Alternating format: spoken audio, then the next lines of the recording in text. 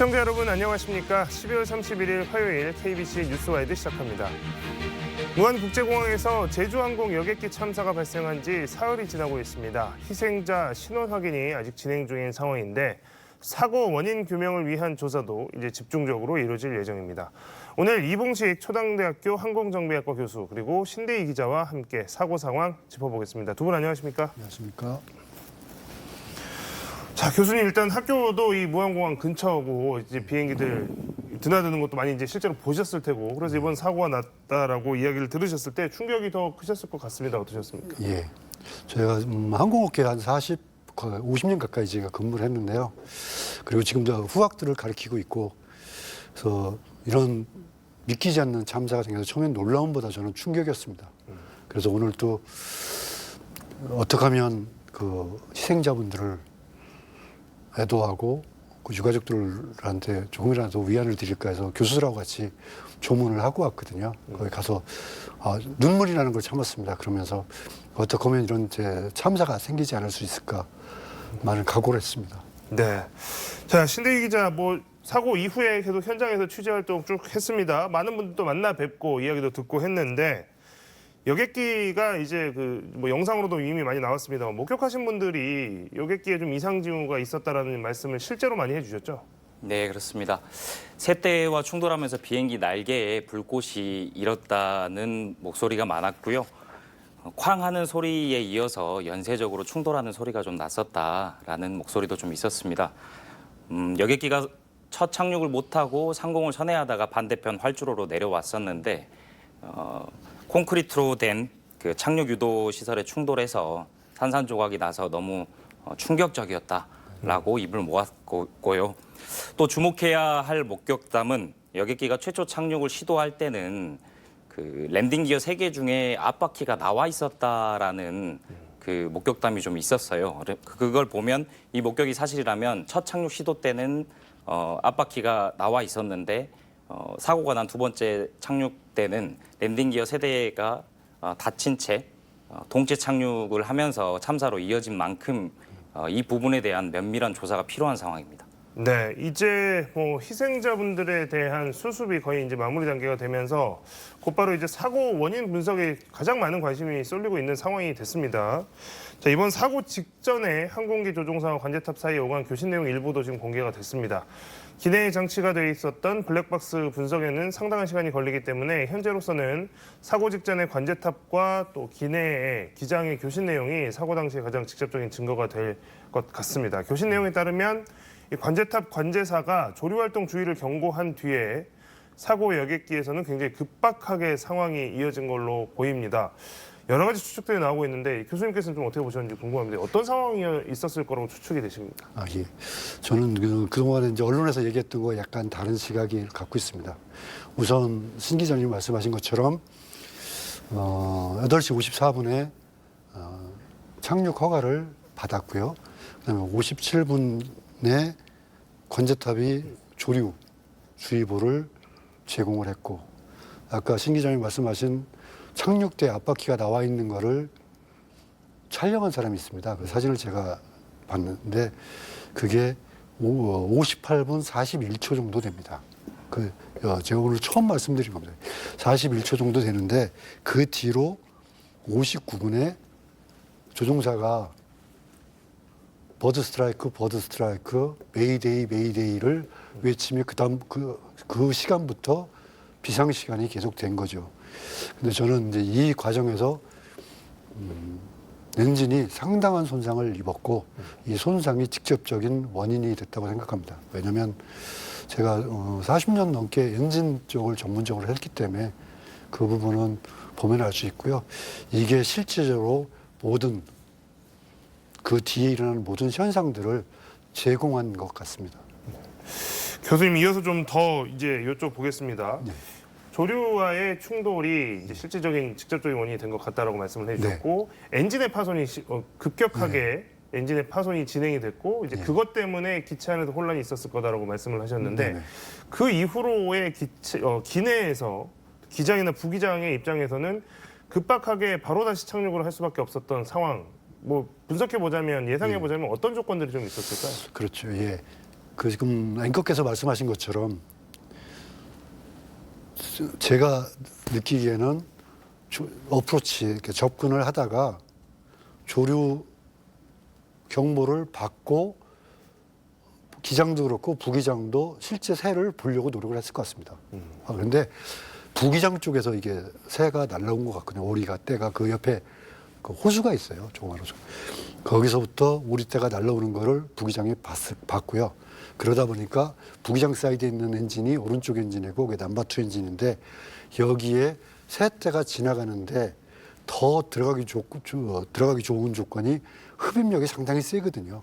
콘테이너가 들어갈 정도의 흡입력이니까 이러다 보니까 새가 쭉 빨려 들어온 거예요. 그래서 이 버드 스트라이크가 들어오면서 넘버2 엔진이 먼저 손상됐고요. 그거는 이제 동영상을 보시면 처음에 하고 오른쪽은 약간의 불꽃놀이 비슷하게 왼쪽은 그 심하고 넘버2 엔진은 약간 넘버1 엔진은 약간 좀 적은 불꽃놀이 정도로 생겨서 두 엔진이 동시에 버드 스트라이크가 됐는데 넘버2 엔진 오른쪽 엔진이 아주 심했던 거죠. 보시면 3번에 걸쳐서 그 목격자들이 그 얘기잖아요. 꽝꽝꽝꽝 나왔다 그러는데 3번째에 걸쳐서 폭발음이 생겼는데 2번째 거가 제가 볼 때는 치명적인 폭발을 일으킨 것 같습니다.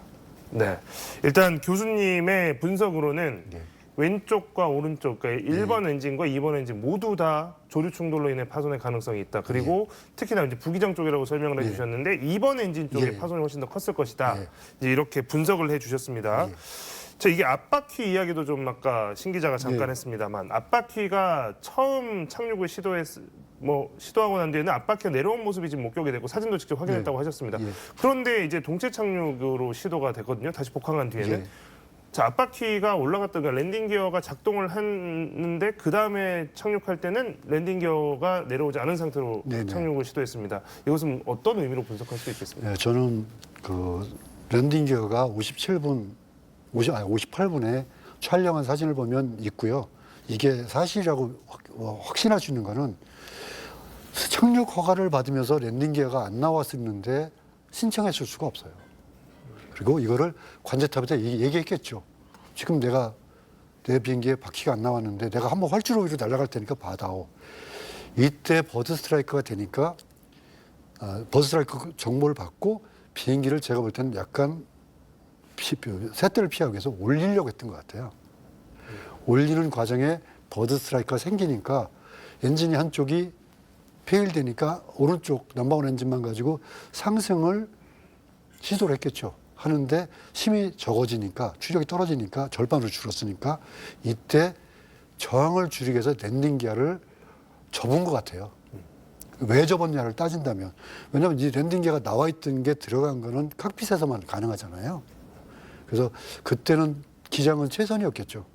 비행기를 빨리 탈출시켜야 되는데 그럼 그 과정에서 이미 활주로에 진입을 한 것 같습니다.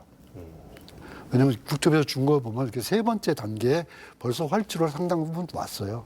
그러니까 이때 엔진이 손상되고 기내에는 연기가 나고 매캐한 냄새가 들어오고 칵핏에도 났고 버드 스트라이크가 되면 딴 분들은 잘 모르시겠지만 거의 계기판이 떨어갈 정도로 흔들려요. 엔진이 진동이 생기니까요.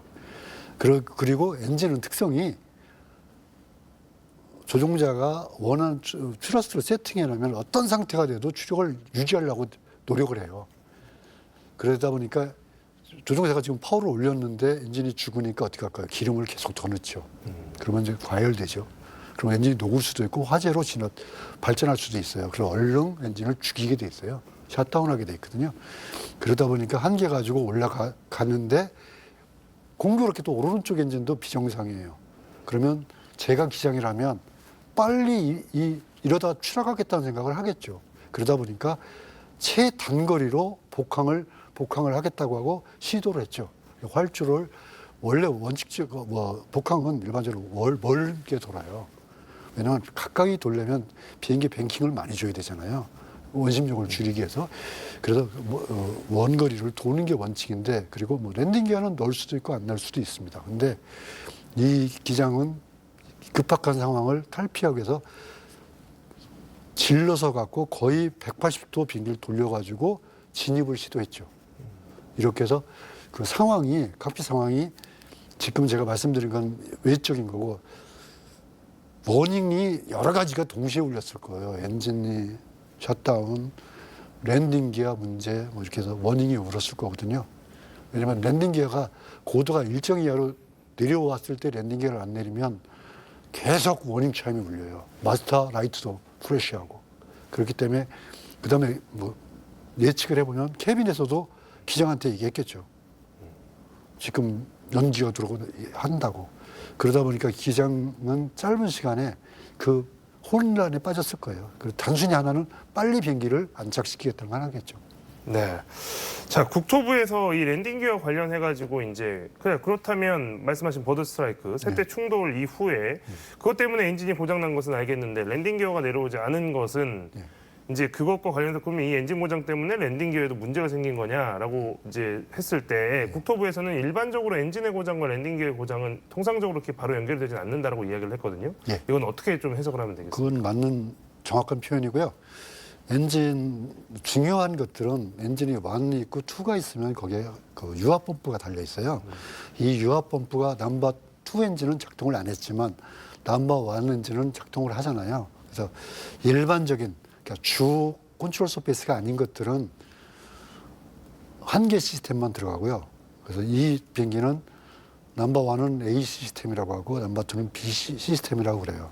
이렇게 하는데 넘버 2 B 시스템은 페일 됐지만 넘버 1이 살아있기 때문에 유압은 살아있을 거예요. 근데 지금 앵커께서 말씀하신 이런 상황에서 랜딩 기어를 못 내린 거는 크게 저는 두 가지가 있다고 생각해요. 하나는 시스템이 고장나서 못한 거죠. 뭐냐면 유압 라인이 터지거나 어떤 충격을 받아서 터져서 유압이 공급 안 돼서 작동을 못했을 수가 있고 두 번째는 원천적인 문제가 있을 수 있고요. 나머지 하나는 기장이 다른 에머전시 상황 때문에 놓쳤을 수가 있죠. 그 시스템의 문제 아니면 기장이 놓쳤을 수가 있을 것 같아요. 왜냐하면 시간이 너무 단시간에 이루어졌어요. 그런데 이 랜딩 기어는 아까 우려하시는 것 중에 이제 주가 유압이고 알터 모드가 있어요. 그래서 이거는 F4 그러니까 부기장의 의자를 약간 빼면 요만한 액세스 판이 있거든요. 그걸 제끼면 그 레버가 3개가 있어요. 그 손을 걸어서 당기면 랜딩이 이렇게 올라와 있으면 못 내려오게 잡아준 게 있어요. 이걸 라크라고 하는데 이걸 풀어주면 자중으로 내려오게 돼 있거든요. 그렇기 때문에 그것도 할 여가가 없었을 것 같습니다. 알았다면 인지했다면. 이미 조정실 내부에서 아주 급박한 상황 때문에 이제 그렇게까지 수동으로 조작까지 할 수 있는 상황은 안 됐을 것이다라는 추측을 해주셨습니다. 자, 공항 시설에 대한 이야기도 지금 계속해서 나오고 있습니다. 그 동체 착륙을 한 이후에 비행기가 사고기가 미끄러져 나가면서 결국에는 이제 공항 외벽 앞에 있던 활주로 끝에 있던 흙으로 덮여 있는 안에 콘크리트 구조로 되어 있는 이 둔덕에 부딪혀서 큰 폭발이 일어났기 때문에 뭐 해외 전문가들 같은 경우에는 여기서 왜 이게 있는지 이해할 수 없다 뭐 이제 이런 반응들도 내놓고 있더라고요. 이 구조물의 위치 또 이 구조물의 이 구조 재질 뭐 이런 부분에 대한 이야기들이 나오고 있는데 여기에 대해서는 어떻게 생각하세요? 예, 그거는 그 항공시설법이라는 법이 있어요. 그거하고 아이카오 규정에 의해서 했을 거고요. 근데 이 구조물은 제가 본 구조물은 그 장치가 로컬라이저라고 해가지고 비행기가 활주로 중앙으로 유도하는 시스템이거든요. 그 수직으로요. 또 그라이드 스롭이라고 해서 수평으로 유도하는 그 2개의 꼭지점을 타고 비행기가 내려오게 돼 있어요. 근데 이거를 하기 위한 시설물인데 저는 그 콘크리트 구조물로 된 거는 솔직히 여기서 처음 봤습니다. 국내도 부안 말고 또 2곳이 있다고 국토부가 얘기를 하는데요.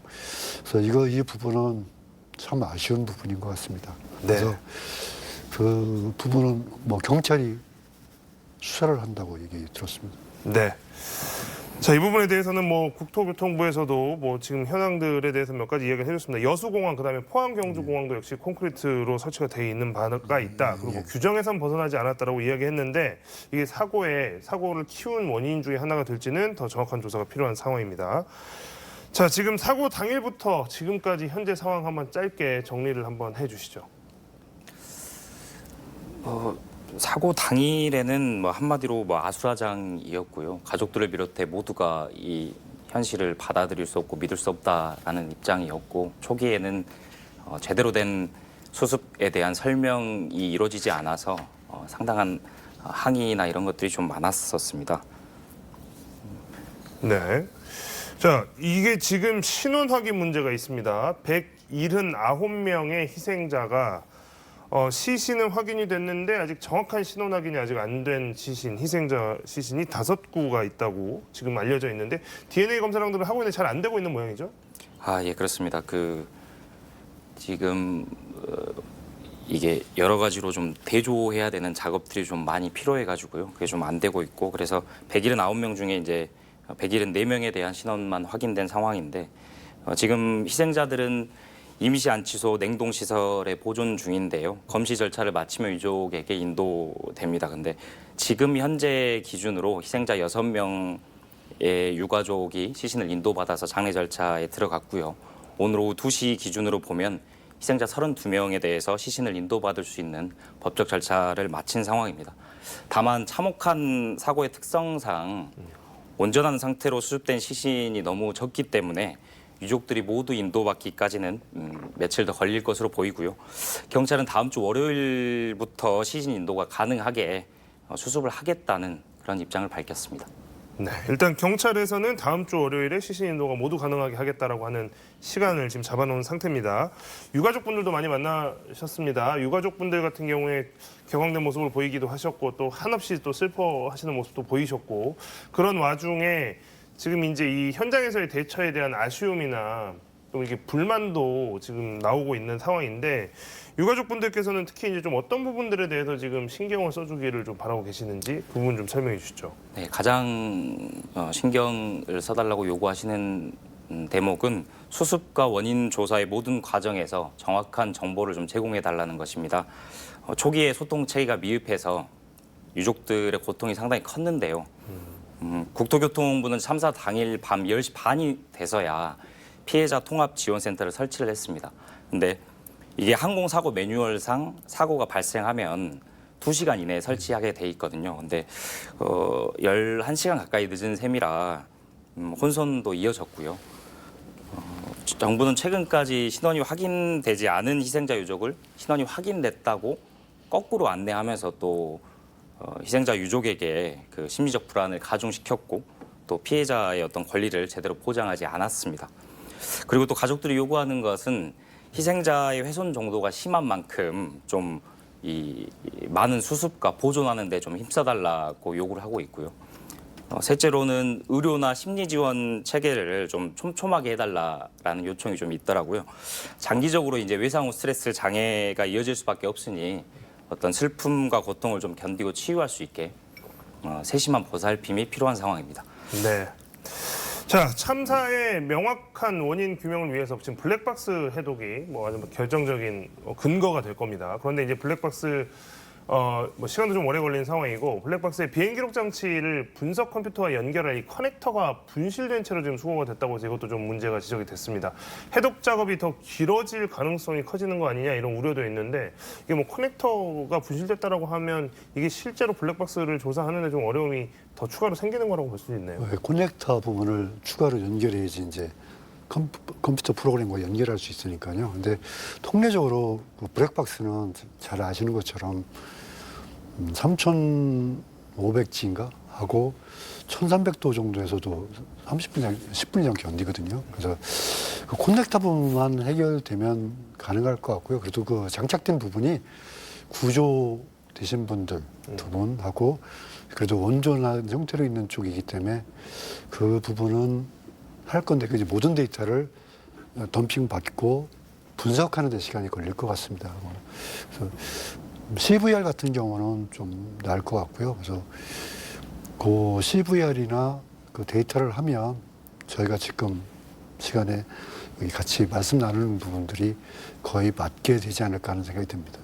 교수님, 추가적으로 지금 블랙박스 이야기가 나왔으니까 이제 많은 분들이 특히 이제 유가족분들이 희생자분 유가족분들이 더 궁금해하실 텐데 이게 이제 원인 규명이 길어지면 너무 또 길어지게 되면 이게 좀 기다리시는 분들 입장에서도 좀 그렇고 하니까 이게 좀 빨리 좀 원인이 규명됐으면 하실 텐데 정확한 것도 중요합니다만 이게 항공기 블랙박스 해독을 한다라고 하면 보통 이제 시간이 어느 정도나 소요가 되는지 좀 궁금합니다. 예, 최하가 한 달로 보거든요. 근데 어제 밤에 미국의 그 NTSB하고 보잉사에서 와서 같이 하고 있고 저희가 그 할 수 있는 게 김포에 있기 때문에 아마 의지에 따라서 할 수 있을 것 같고요. 그다음에 단축할 수 있겠죠.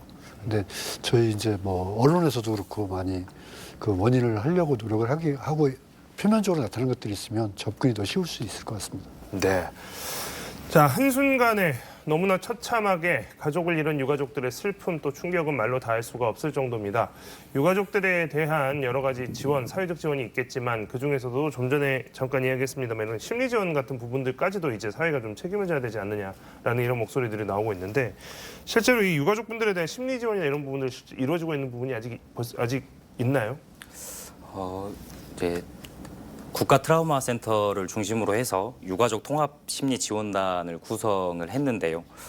실제로 좀 들어간 것은 어제부터 좀 이렇게 이루어진 것 같습니다. 무안공항 1, 2층하고 관리동에 심리 지원 전문가 320여 명이 파견이 돼 있고요. 그분들이 이제 상담을 하고 있는데 아직은 참사 초기라 많은 분들이 조금 상담을 하시진 않은 걸로 확인을 했고요. 전문가들이 좀 유족과 대화를 통해 가지고 좀 심리적 응급처치를 하는데 좀 주력을 하고 있습니다. 그러니까 유족에게 고통스러운 감정을 토로할 수 있도록 좀 돕고 그리고 인정하고 지지하는 태도를 보이는 쪽으로 이렇게 감정적인 혼란을 줄이고 있다. 그렇게 설명을 했고요. 오늘 오후부터는 또 유족들을 직접 찾아가서 조금 상담을 하겠다라는 입장을 좀 밝혔습니다. 그리고 불안감이나 우울 증상이 좀 심한 유족에게는 약 처방과 함께 장기간 상담 서비스를 지원할 계획입니다. 네. 무엇보다 이 희생자 유가족분들이 고통에서 좀 하루빨리 고통이 좀 지속되는 거 좀 짧게 이루어질 수 있도록 사회적 지원 또 심리적인 치유 이런 부분들이 소홀함이 있어서는 안 되겠습니다. 자, 사고가 재발을 할까 하는 걱정들 지금 여러 보도를 통해서 나왔습니다만 제주항공을 이용하고 예매를 해두셨던 이용객분들이 그걸 취소한 게 벌써 몇만 석이 된다 이제 이런 보도도 좀 나왔고요. 근데 또 참사 하루 만에 이 제주항공의 같은 기종이 김포에서 제주 이 노선 비행기가 또 랜딩 기어 이상으로 이륙한 직후에 회항하는 일이 좀 벌어져서 불안감이 더 커질 수밖에 없었습니다. 이런 랜딩 기어 이상이라고 하는 게 이 시민분들, 국민분들 입장에서는 이렇게 잦았나라는 생각이 드실 수도 있을 것 같은데 어떤 수준의 이런 걸로 보면 되겠습니까? 예, 저도 이제 그래서 왜 제주가 어제 있었죠.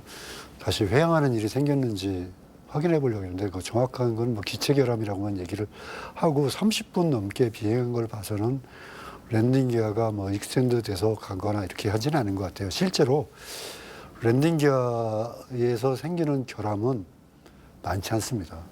왜냐하면 그게 착륙 장치다 보니까. 근데 제일 이제 흔한 것들은 제가 현직에 있을 때도 보면 제일 흔한 거는 휴먼 에러성인 랜딩 기어가 지상에서 접히지 않게 하기 위한 핀을 껴요. 그 핀을 끼는데 이거를 미처 못 빼고 비행기를 띄우면 바퀴가 들어가질 않아요. 이런 회항은 있었지만 이런 사고로 이어지는 랜딩 기어 결함은 적고요. 랜딩 기어가 이제 레바이에서 작동을 하는데 이 랜딩 기어들은 지상에 올라가면 라이트가 아웃되게 돼 있거든요. 그게 이제 정상으로 보는 거죠. 지상에 내려보면 그린 라이트가 들어오고요. 그래서 그걸 이제 칵핏에서 알 수 있게 돼 있는데 이런 것들은 실제로 많지 않고 제일 많은 거는 이제 있다 그러면 리크, 유압이 샌다든지 이런 거는 이거는 비행기 출발하기 전에 조종사도 확인하고 저희도 확인하기 때문에 그래서 아마 그런 거는 적을 것 같습니다. 근데 이제 공교롭게 이루어졌던 것 같습니다. 네, 아무래도 큰 사고, 정말 이례적인 대형 참사였기 때문에 이런 불안감, 사회적인 불안감 전체 또 이 항공 운항 수단을 이용하시는 분들의 불안감 당연히 더 커질 수밖에 없는 상황인 것 같습니다. 오늘 두 분과의 이야기는 여기까지 듣도록 하겠습니다. 두 분 오늘 나와주셔서 고맙습니다. 예, 수고했습니다.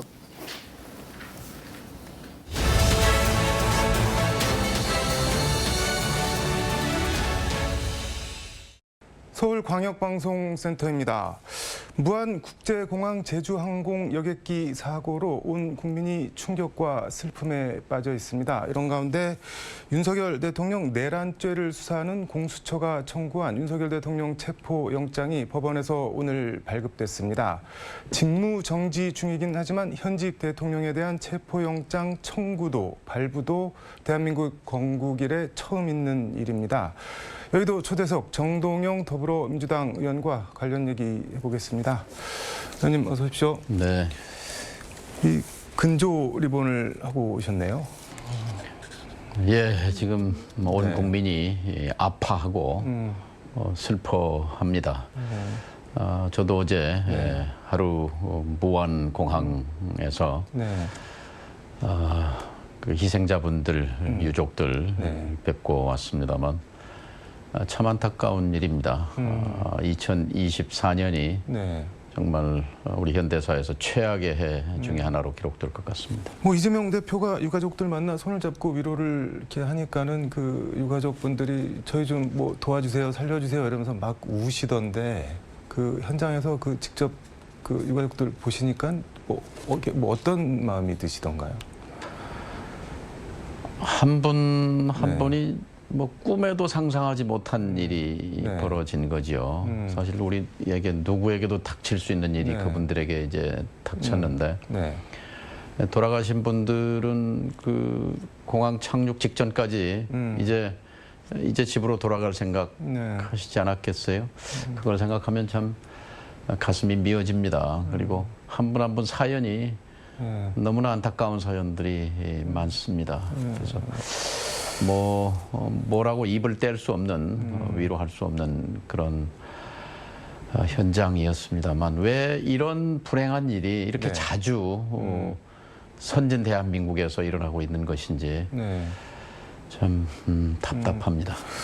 그 왜 이런 불행한 일이 일어났냐라고 말씀을 하셨는데 이게 사고 원인을 놓고 뭐 더 조사를 해봐야겠지만 이게 뭐 새떼랑 부딪혀서 뭐 엔진에 문제가 생겼다고 해도 뭐 랜딩 기어가 왜 안 내려왔냐 등등 해갖고 이게 인재냐 천재냐 이렇게 좀 말들이 많은 것 같습니다. 온 국민이 지켜보셨는데요. 일요일 날 아침에 이제 비상 착륙을 하잖아요. 동체 네. 착륙을 비행기가 쭉 미끄러지지 않습니까? 바퀴는 안 펴진 상태에서 그런데 어느 순간 폭발을 해버리잖아요. 네.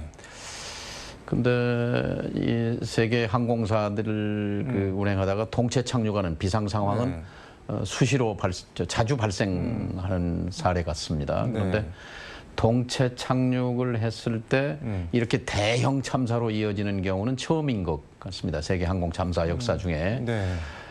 그래서 그날 일요일 날 그 영국의 항공 전문가 한 사람이 딱 짚어낸 게 저 폭발을 만든 충돌해서 폭발이 된 저 콘크리트 구조물 네. 저거는 범죄 행위에 가깝다 이렇게 딱 짚었거든요. 네. 이 구조물을 만든 책임 이거는 정부의 책임이거든요. 그 누가 만든 그러니까 건가요? 20년 전에 네. 사실 국토부가 설계해서 시공했고 이제 그 로컬라이저라고 이제 착륙 유도하는 그런 계기 장치를 세운 그것이 낡아서 작년에 이제 다시 교체했다는 건데 그 위에 콘크리트 구조물 위에 있는 그 철골 구조물을 바꾼 거지 로컬라이저 기계를 바꾼 거지 그 밑에 있는 구조물은 오히려 더 보강을 했다는 그런 보도가 있습니다. 그래서 아니 근데 그 활주로 끝에다가 그런 뭐 철골 콘크리트 그런 거 왜 만드는 건가요? 그러니까 아마 수평을 잡기 위해서 그렇게 이제 쌓아 올렸다고 하는데 2m 높이의 이제 콘크리트 구조물이 올라가 있었던 거죠. 네. 그런데 지금 해외 주요 공항이나 뭐 이런 경우에는 네. 말하자면 비행기 충돌에 대비해서 부서지기 쉬운 재질로 만들어야 한다는 것이 이제 어떤 규칙인 것 같은데 이것을 우리 지금 국토부 설명은 규정 위반은 아니다 이렇게 말하는데 그걸 다 떠나서 네. 그 구조물이 부서지기 쉬운 그런 재질이었다면 뚫고 나갔을 거 아니에요. 그러면 네. 그 밖에 그 개활지에 멈췄을 것이고 그럼 폭발은 일어나지 않았겠죠. 다친 사람은 있을 수 있지만 이렇게 그렇게 폭발로 전부 다. 해서 거의 전원이 2명 빼놓고 사망하는 이런 대참사는 일어나지 않았을 것입니다. 그런 점에서 네. 이것은 사고 원인 조사는 국토부의 이제 항공조사반이 합니다만 자신들의 실수를 자신들이 조사할 수는 없습니다. 따라서 국회 국토교통위원회가 신속하게 조사단을 만들어서 네. 이 부분에 대해서 조사해야 한다고 생각하고 제가 국토위 소속 의원들께도 얘기를 좀 했습니다. 이거 조사에 나서야 한다. 그래서 정부의 책임, 국가의 책임이 있는 부분에 대해서 분명히 규명해야 된다고 요청했습니다. 항공사고에서 국가 책임 같은 게 이슈가 되거나 인정이 된 적은 잘 없는 것 같아요. 그렇죠. 세계적으로도 네. 아까 비행기를 만든 회사, 보잉사, 네. 그리고 비행기 회사가 운항회사, 네. 대개 이제 그 책임 소재를 놓고 공방을 벌이는 경우는 있지만 네. 국가 책임이 국가 책임이 제기된 경우는 아마 없는 것 같습니다. 그런 점에서 네. 이번 무안공항에 로컬라이저를 지금 양쪽에 이제 2개를 설치했는데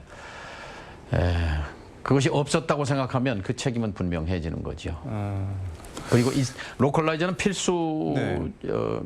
기기이니까 설치하더라도 그것이 그런 대형 항공기가 와서 부딪혔을 때 뚫고 나갈 수 있는 그런 구조였다면 뭐 가정해 보면 네. 이런 참사는 막을 수 있었지 않았을까 안타깝습니다. 근데 국토부가 어제 밤에 이거 관련해서 뭐 설명 자료라는 입장문을 낸 것 같은데 그 활주로 안에 뭐가 구조물이 있으면은 이렇게 부서지기 쉬운 걸로 놓는 게 맞는데 이건 활주로가 끝나고 그 뒤에 있는데 그래서 뭐 딱딱한 걸 놔도 이게 법적으로 위반은 아니다 뭐 그렇게 얘기를 하던데요. 변명이고요. 어쨌든 그 동체 착륙을 해서 네. 미끄러졌을 때를 감안하면 활주로 밖에도 충분한 그런 당연히 이거는 어떻게 보면은 그만큼 무신경했거나 부주의했다고 볼 수 있습니다.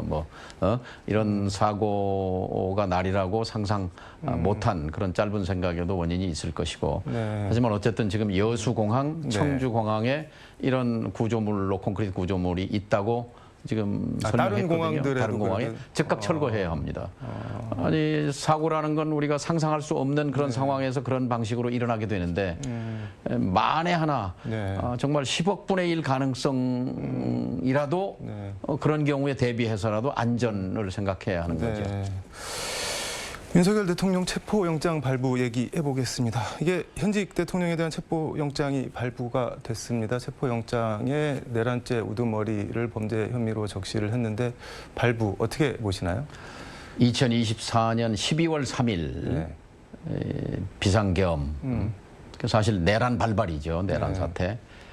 그리고 올해가 가기 전인 12월 31일 네. 오전 9시에 9시 반에 영장이 발부됐다는 것은 네. 그나마 다행한 일입니다. 공수처와 공조본부는 즉각 영장 집행에 나서야 한다고 생각합니다. 이걸 미룰 이유가 없습니다. 이미 이 출석 요구를 1번, 2번, 3번 네. 이제 그런 절차를 거쳐서 지금 체포영장 집행에 들어가는 건데 여기서 또다시 뭐 출석해달라고 하는 것은 지금 국민적 기대를 저버리는 거지요. 즉각 경찰 병력을 동원해서 네. 체포영장을 제시하고 신병을 확보하는 것이 맞습니다. 물론 네. 경호처가 막아설 가능성은 있지만 그러나 그것은 명백하게 실정법 위반입니다. 명문화되어 있습니다. 네. 경호처 직원들도 공무원입니다. 공무를 집행하려고 하는데 네. 윤석열 개인 사인을 위해서 이미 대통령이 아닙니다. 대통령 직무가 정지돼 있는 피의자입니다. 내란의 수교입니다. 경호처도 즉각 협조해서 네. 신병을 인도해야 한다고 생각합니다. 근데 지금 윤 대통령 변호인은 체포영장이 청구됐다고 하니까 법원에 의견서를 냈는데 뭐 요지를 보면은 공수처는 내란죄 수사 권한이 없다. 근데 수사 권한이 없는 기관이 체포영장을 청구하는 것 자체가 불법이다. 체포영장 각하돼야 된다. 뭐 본안 따져볼 필요도 없이. 근데 일단 영장이 발부가 됐으니까는 공수처 수사 권한 논쟁은 이제 뭐 사라진 걸로 봐야겠네요. 뭐 끝난 거죠. 그리고 아주 구차한 그런 변론입니다만 네. 이 공수처와 그 수사권이 있는 국가수사본부가 함께 지금 공조본부를 네. 만들어 수사하고 있지 않습니까? 그건 뭐 법원이 제대로 판단한 거라고 봅니다. 근데 윤 대통령 쪽에서는 왜 그렇게 수사를 어떻게든 끌어보려고 하는 걸까요? 그러니까 우리 윤석열이라는 사람이 네. 대통령이 돼서는 안 될 사람이었습니다. 가장 최근에 법적으로 정치적으로 책임을 회피하지 않겠다. 본인 입으로 얘기한 거잖아요. 네. 근데 이렇게 추한 모습으로 반란에 실패했으면 목을 내놓는 것이 동서고금의 역사에 나오는 사례입니다. 그런데 반란에 내란에 실패했는데 구차하게 연명하는 그 모습 앞에 정말 대한민국 국격이 하루하루 윤석열이라는 내란 우두머리가 대통령 관저에 하루라도 1시간이라도 머물고 있는 시간이 길어질수록 대한민국의 국익과 국격은 실추된다고 봅니다. 목을 내놓을 기계도 영장을- 없다는 뭐 그런 말씀인 거네요. 그렇죠. 근데 지금 국격 말씀해 주셨는데 권성동 국민의힘 원내대표는 대통령이 어디 뭐 도망간 것도 아니고 이게 체포영장에서 잡아가는 게 이게 국격이 국민의힘은 지금 윤석열 씨를 대통령으로 인정하고 있어요. 근데 대한민국 국민은 지금 윤석열 씨를 대통령으로 인정합니까 안 합니까? 내란에 더해서 외환 유치, 이 전쟁을 일으키려고 했던 범죄자입니다. 저 자리에 있는 것 자체가 위험한 일이고 그리고 윤석열 대통령이라고 부르는 지금 국민이 몇 명이나 있을까요? 외환 유치 이거는 뭐 어떤 말씀인 건가요? 그러니까 좀 어려운 용어가 왜냐하면 이게 이런 게 해방 후에 처음이기 때문에요. 그러니까 외환이라는 뭐 그 외국환 달러를 얘기하는 게 아니라 그 바깥에 내란 외환죄 할 때 그 외환 그 말씀. 환자 할 때 앞을 환자를 쓰는 건데 북한을 끌어들여서 도발을 일으키게 하고 그걸 빌미로 전쟁을 발발시켜서 비상계엄의 명분으로 삼고자 하는 생각만 해도 끔찍한 일입니다. 박정희 전두환 총 들고 총칼 들고 집권하기는 했지만 전쟁을 일으키려고 한 사례는 윤석열 정권이 처음입니다. 전쟁을 일으켜서라도 그게 무슨 말씀인가요? 전쟁을 일으켜서라도라는 게? 그러니까 11월 28일 김용현 전 국방장관이라는 자가 합참 지휘 통제실에 내려가서 오물풍선이 떠오르는 북한의 서부전선, 동부전선의 14개 원점을 타격하라. 포격을 하라는 얘기죠. 하면은 전면전이 발생하는 겁니다. 그럼 전면전이 발생하면 그걸 명분으로 비상계엄을 선포하고 영구집권 체계를 도모하겠다는 그런 구상이 윤석열 머릿속에 있었던 것이죠. 이거는 역사상 최악의 범죄입니다. 이게 원점 타격, 이게 그냥 뭐 단순히 수사가 아니라 실제로 지시한 거지요. 그래서 합참의장 김명수 대장이 이거는 바로 전면전인데 전쟁인데 이건 할 수 없다라고 해서 그 실행이 안 됐다는 거죠. 그런데 이 원점 타격이 이제 세 번째 시도고 이미 그 두 번째 시도는 10월 3일, 10월 9일, 10월 10일 평양 상공에 무인기 드론을 띄워서 거기서 전단을 살포하지 않습니까? 북한 지도자를 비난하는 전단을 살포해서 북한의 대응을 유도한 거죠. 대응을 유도하면 10배 보복해서 전쟁을 발발시키겠다는 것이었죠. 아니 윤석열 대통령이 그게 두 번째고요. 그다음에 또 있습니다. 6월 달에 그때 서해상에서 저 연평도 백령도에서 대량 포격 사격 연습을 합니다. 2010년에 연평도에서 그 포사격 훈련하니까 북이 저 연평도 포격을 했지 않습니까? 그거를 유도한 거죠. 그리고 대북 확성기를 대대적으로 틉니다. 근데 북이 그동안 확성기를 틀기만 해봐라. 격파 사격하겠다. 조준 사격하겠다. 그렇게 호언해 왔기 때문에 그거 하면 북이 이 확성기를 향해서 사격을 할 거다. 그러면 보복해서 전쟁을 일으키겠다. 이제 이런 거죠. 그러니까 6월, 10월, 11월 말. 그래서 12월 3일 드디어 이제 결행을 한 겁니다. 아니 전쟁을 이래저래 일으키려고 막 여러 번 이걸 노력이라는 표현이 뭐 그렇죠. 노력을 한 거죠. 그리고 뭐 어떻게 이해를 해야 되나요? 전쟁을 일으켜서까지 얻으려고 하는 건 뭐가 있는 건가요? 그러면 그것은 2년 반 동안 본인과 본인 부부가 저지른 악행, 범죄 이걸 도저히 정상적인 방법으로는 덮을 수 없겠다는 판단을 올 초부터 한 것 같습니다. 그래서 이 경우에는 판을 엎지 않고는 자신의 그 생존 또는 권력 유지가 불가능하다고 판단해서 임기 5년짜리 대통령인데 네. 2년 반 만에 판을 엎은 거잖아요. 네. 전쟁을 일으켜서라도 비상계엄을 실시하고 이 영구 독재 시대로 가겠다고 이제 작심을 한 거죠. 그 통일부 장관을 지내셨는데 결과적으로 북한이 전혀 응대를 안 한 게 우리한테는 또 뭐 어떻게 보면 천만다행인데 북한은 뭐 이런 거 알고 그랬을 것 같지는 않고 왜 그렇게 했을까요? 첫째는 네. 우크라이나 전쟁에 파병을 했잖아요. 네. 우크라이나 전쟁에 지금 대대적으로 지금 뭐 총력 네. 지원하고 남한 쪽에 있는 눈 돌릴 것이고. 여력이 없었다는 그런데 거네요. 그 사업을 벌이려면 자재와 물자 경제적인 수요가 많지요. 네. 그래서 지금 사실은 10,000명의 병력을 파견한 것도 러시아로부터의 반대급부 지원, 그런 물자라든지 물품의 지원 이런 걸 기대한 것이라고 보여집니다만, 그러니까 아마 관심의 99%가 지금 러시아와 우크라이나에 쏠려 있는 점이고, 그다음에 이제 또 하나는 10월 9일, 10일 이제 드론이 평양 상공에 나타났을 때 이제 김여정 부부장이 나서서 밝힌 게 있어요. 뭐냐면 지금 윤석열 정권의 폐악질과 실정으로 해서 뭔가 비상 탈출구를 찾고 있는 걸로 보인다. 꿰뚫고 있는 거죠. 윤석열 정권의 의도에 대해서 북이 꿰뚫고 있었다는 것. 그래서 아마 즉각적인 대응을 하지 않은 그 배경이라고 생각합니다. 시간이 거의 다 돼서 이거 하나만 좀 여쭤볼게요. 그 29일 그 무안 공항 여객기 사고가 발생한 날인데 이날 윤석열 대통령이 본인 페이스북에 뭐 애통하고 참담한 심정이다. 깊은 애도와 위로의 마음을 전한다. 뭐 사고 수습과 피해자 지원에 최선을 다해줄 걸로 믿는다. 뭐 이런 글을 올렸는데 이날이 공수처에서 3차 출석일로 소환 통보한 날인데 공수처는 안 가시고 이런 글을 어떻게 봐야 될까요? 그 소식을, 그 뉴스를 듣는 순간 참 모욕감을 느꼈습니다. 대한민국 국민의 한 사람으로서. 네. 그리고 참으로 한심한 인물이구나.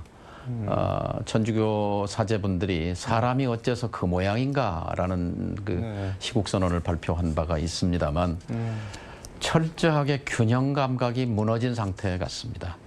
아마 구속 수감이 되더라도 아마 병원 진료를 받아야 되지 않을까 뭐 그런 생각을 합니다. 병원 진료라는 거는 정신과적인 진료 말씀하시는 거예요? 정신적으로 무너져 있다고 생각합니다. 이미 무너진 상태에서 국정을 2년 이상 수행해 왔다고 봅니다. 근데 뭐 이렇게 탄핵된 이후에 처음 글 올린 건데 뭐 송구하다거나 뭐 본인으로 인해서 뭐 어쨌든 뭐 죄송하다, 뭐 사과한다 이런 말은 또 일절 없던데요. 2024년 대한민국의 수치입니다. 저런 사람을 대통령으로 뽑았다는 것 자체가 참 모멸스러운 일이고요. 어쨌든 2024년에 저는 그래서 영장 집행이 오늘 안에 이루어졌으면 좋겠습니다. 그래서 24년을 흘러보내고 내일 2025년 새해를 새로운 각오로 맞이했으면 좋겠습니다. 말씀하신 대로 이제 몇 시간 뒤면은 2025년 을사년 푸른 뱀의 해가 되는데 어쨌든 뭐 우리 국민들이 좀 힘을 얻을 수 있는 말씀, 마무리 말씀 겸해서 한 말씀 부탁드리겠습니다. 희망의 근거는 우리 국민입니다. 우리 국민의 위대한 저력입니다. 위대한 민주시민의 용기 있는 행동이 아니었으면 어쩔 뻔했습니까? 12월 3일 대한민국은 구렁텅이로 빠져들었을 것입니다. 그리고 모처럼 국회가 역할을 해냈습니다. 민주주의의 보루로서 의회가 제대로 작동했기 때문에 대한민국을 구렁텅이에서 구해냈다고 생각합니다. 이 위대한 민주시민 국민과 이 여의도 정치가 굳게 손잡고 2025년을 새롭게 설계하고 밀고 나가야 된다고 생각합니다. 알겠습니다. 오늘 말씀 여기까지 듣도록 하겠습니다. 고맙습니다. 예, 감사합니다. 저는 내년 1월 2일 다시 여의도 초대석에서 찾아뵙도록 하겠습니다. 한 해 동안 시청해 주셔서 감사합니다. 지금까지 서울광역방송센터에서 전해드렸습니다. 만두, 육즙부터 갖추시길. 한껏 응축된 진한 육즙이 씹을 때마다 터져줄 테니 더미식 육즙만두.